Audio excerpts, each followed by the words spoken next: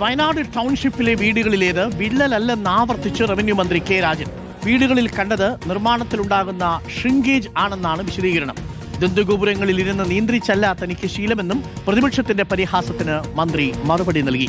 തന്നെ കൂലിപ്പണിക്കാരനെന്ന് വിളിച്ചതിൽ അഭിമാനം മാത്രമെന്നും കെ രാജൻ വൈകാരികമായി പ്രതികരിച്ചു. വീട്ടുടമയായ നൌഫലിനോട് മുഖ്യമന്ത്രിയും റവന്യൂ മന്ത്രിയും മാപ്പ് പറയണമെന്ന് യൂത്ത് കോൺഗ്രസും ആവശ്യപ്പെട്ടു.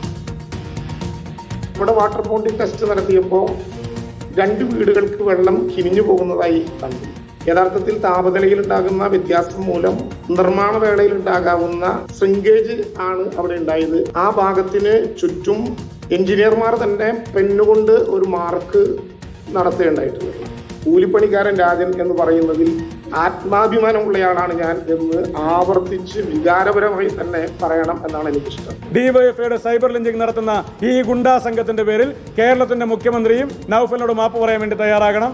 ആ പ്രവർത്തനങ്ങൾക്കെല്ലാം ആഹ്വാനം ചെയ്തുകൊണ്ട് കടന്നുപോയ വസീഫും ആ പ്രവർത്തനങ്ങൾക്കെല്ലാം തന്നെ കാരണക്കാരനാകുന്ന രീതിയിലുള്ള പ്രതികരണങ്ങൾ നടത്തിക്കൊണ്ടിരുന്ന മന്ത്രി കെ രാജനും നൌഫൽ എന്ന് പറയുന്ന ആ ദുരന്ത ബാധിതനോട് മാപ്പ് പറയാൻ തയ്യാറാകണം.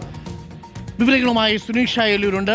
സുനീഷ് അയലൂർ, ഇന്ന് വളരെ വൈകാരികമായിട്ടാണ് റവന്യൂ വകുപ്പ് മന്ത്രി കെ രാജൻ വിവാദങ്ങളോട് പ്രതികരിച്ചത്. എന്നാൽ അതേസമയം പ്രതിപക്ഷം റവന്യൂ മന്ത്രിയെ വിട്ടിട്ടുമില്ല. മാപ്പ് പറയണം റവന്യൂ മന്ത്രിയും എന്നാണ് ഇപ്പോൾ യൂത്ത് കോൺഗ്രസ് അടക്കമുള്ളവർ ആവശ്യപ്പെടുന്നത്. തന്നെ കൂലിപ്പണിക്കാരനെന്ന് വിളിച്ചതിൽ വളരെ വൈകാരികമായി അഭിമാനമേ ഉള്ളൂ എന്നാണ് മന്ത്രി കെ രാജനും പറഞ്ഞത്. കാര്യങ്ങൾ മന്ത്രി തൃപ്തികരമായി വിശദീകരിച്ചു. സുനീഷ്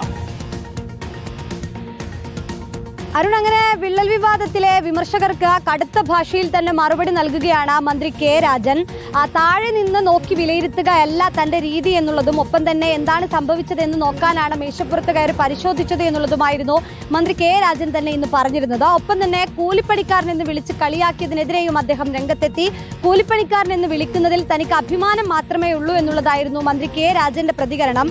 ഈ വീട്ടുടമ നൌഫലിനെതിരെ ഇനി സൈബർ ആക്രമണം നടത്തരുതെന്നും ഒരു ദുരന്തബാധിതന്റെ വാക്കുകളായി അതിനെ കാണണമെന്നും അദ്ദേഹം കൂട്ടിച്ചേർക്കുകയും ചെയ്തു എന്നുള്ളതാണ്. പക്ഷെ അതേസമയം തന്നെ യൂത്ത് കോൺഗ്രസ് ഇതിനെതിരെ രംഗത്തെത്തുന്നുണ്ട്.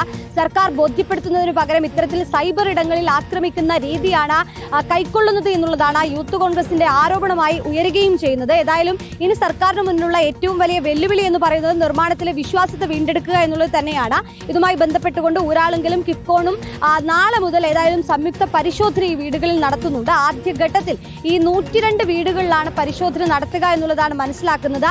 എന്താണ് ഈ നിലവിൽ ആശങ്കപ്പെടേണ്ട സാഹചര്യമുണ്ടോ? ഈ ആശങ്ക ദൂരീകരിക്കാൻ എന്തൊക്കെയാണ് ഈ പരിശോധനയ്ക്ക് ശേഷം സർക്കാർ പറയുക എന്നുള്ളത് തന്നെയാണ് പ്രധാനപ്പെട്ട കാര്യം. ഏതായാലും അടുത്ത ദിവസങ്ങളിൽ തന്നെ ഇതിലൊരു വ്യക്തത സർക്കാരിന്റെ ഭാഗത്തു നിന്നും ഉണ്ടാകും. Arun, okay, thank you. Suneesh അയലൂരാണ് വിവരങ്ങൾ നൽകിയത്.